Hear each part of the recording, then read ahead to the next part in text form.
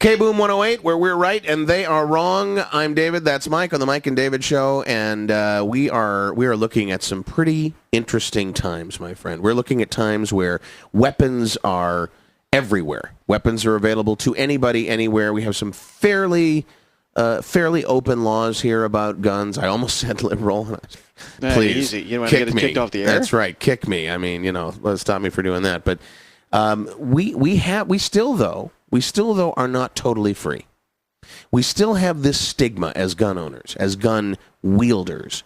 We still have this stigma of being big fat white guys, big fat loud boisterous white guys that want everything for themselves. Nothing for the minorities, and that's just simply not true. We just want to be armed. Yeah, but I don't know why that even is a stereotype or something we have to deal with, because who's got all the guns in this town? Oh, yeah, it's not us. No, it is absolutely not People us. yell at us when we have guns, but they don't yell at anybody else. No, this town's a shooting gallery, and look at Los Carnales. We're all waiting in line to get in. Look at 3rd Street Saints. Look at Vice Kings. Look at the West Side Rollers. Yeah? These are just 4 of the myriad gangs in town that have more guns than you or I do put together. They probably have more guns than members. You think? And there's a lot of people in those gangs. Yeah. Well, I say we fight back, and I say we start right now, and I say we start early. There are those who would say mothers will be against this. There are those who will say, especially liberal mothers, will be against this. Because, what aren't they against? Right. Exactly. That wasn't my point, but exactly. Yeah. I did hear in West Stillwater a new group starting up called PMS. Pistols Make Sense.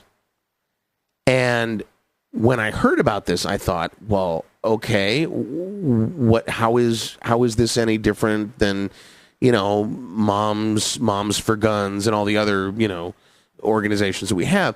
But their monthly meetings are a complete bloodbath. Well, they got to meet twice a month, probably? Consecutive days? Yes. Okay. Yes, yeah, they have the 2 because some people, they can't make it on one day or the other, so they do that. So I think that's where we start, because here you have women who are on a monthly basis just getting all the bitchiness out. They're just getting real. In some cases a tear or 2 as they talk about their experiences.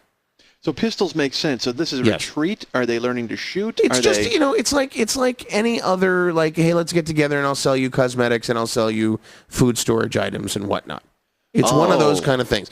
You get together with your girls and you, how women do, they'll get together and they'll show each other how to use dildos and how to wear sexy hot clothes. Those parties, not sex parties per se, because, Lord knows those are fun too. The toy parties. Oh, okay, where they kind of demonstrate how to use devices and things like that. And that's what it's like with Pistols Make Sense. They show you how to clean a gun. They show you how to fire a gun. They show you how to hide a gun once you've done something maybe you're not so proud of. They take you through the whole thing. And they, as you said, remove the stigma. If we start with these, many of these women are mothers. And if we start with these women and we start to say, hey, do you love your child? Do you?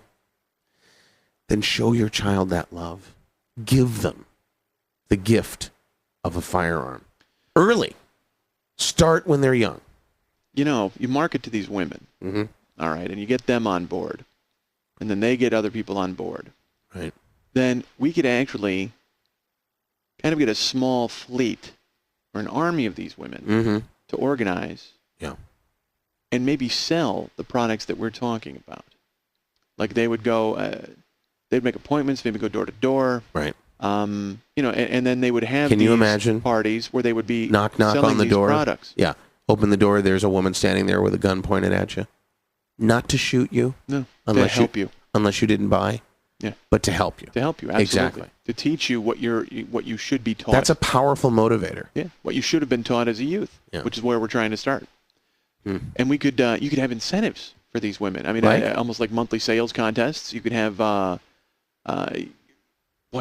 would be good? I mean, you could really come up with something. Somebody who really goes above and beyond. You could give them how about a car?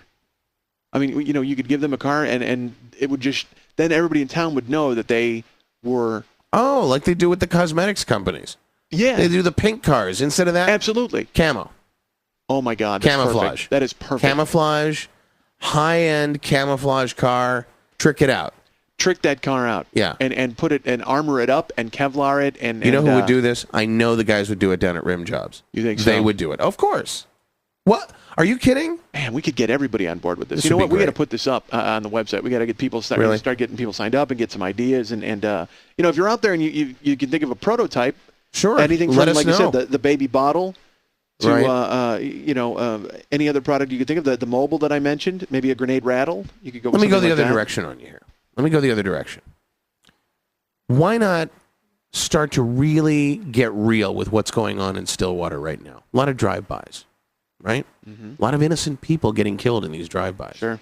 I think And, this and I is... have to be. I just for 1 second. Sure. You said there are a lot of drive-bys and a lot of innocent people getting killed. Yeah. And gun knowledge and gun safety don't essentially help you in a drive-by because you don't see it coming. Right. And you can't walk around frosty all the time. Sure. So, you know, everything we're preaching before this, what you're mentioning, Yeah. might not help you. So go. No, and I'm not talking about this from the perspective of the shootee. I'm talking about this from the perspective of the combination driver-shooter. Because this happens a lot. You know, the traditional drive-by is a driver and others who shoot, right? Right. A driver, the windows go down, the people in the passenger seat and in the passenger side back seat, they're the ones wielding the weapons, right? Right. I've seen this happen more and more these days where the driver himself rolls down the passenger window, shoots across through the car to a drive-by, sort of a combo deal, right? Driver and shooter. That's pretty rough. Well, it wouldn't be if we actually did gun training while we were doing driver training and if we tested that skill when you go for your driver's license. So you would have a combination test of not only driving, Yeah. but marksmanship. Right. And I'm going to tell you, I'm going to go out on a limb here. I'm going to say it's going to be easier once you get the proper training to pass that test than it would be to parallel park. Wow. And more efficient. You get more done. Are you kidding me? Yeah. You know, none of this craning your neck over your shoulder to see where you're... No. It's a simple turn to the head, to the right, pop, pop. Bang, gone. And also, Right. there's a lot less looking in the rearview mirror. Did I get him? Did I get him? Right. You know you got it. That's right. This is the celebration that is gun ownership. This is how you celebrate gun ownership. This is how you celebrate being free to have as many guns as you want, to use them anyway. And this is something all gun owners should do. They shouldn't just own a gun, period, for defense or whatever you think you need it for. You should innovate. You should figure out uses for your gun and uses for your abilities with a gun that help you and the others around you. Absolutely. All through history, you have examples of products that were meant for one thing, but found purchase with some other use. Like spaghetti. What was spaghetti supposed to be? I'm not sure. But you read that on the internet. I did. Spaghetti Okay, initially, I think, was a weapon. I did not know that. Yes, it was because it's a hard pasta, and then when you boil it down, it gets soft. Right. Well, initially, it was developed hard as a weapon, and it was almost like the first cluster bomb. You know, where they would throw it and it would crack and it would go flying all over the place. Yeah, sure. Yeah, or then you could like soften it up. Right. And also, then it would become almost like a net of some sort. Oh. And then it eventually turned out to also be delicious. Huh. You know, I love coming into work every day with you. Oh, really? It's nice. Amazing. It's amazing. That guy over there, that's Mike. I'm David. It's the Mike and David Show on K-Boom 108, where we're right and they're wrong, and we'll be right back.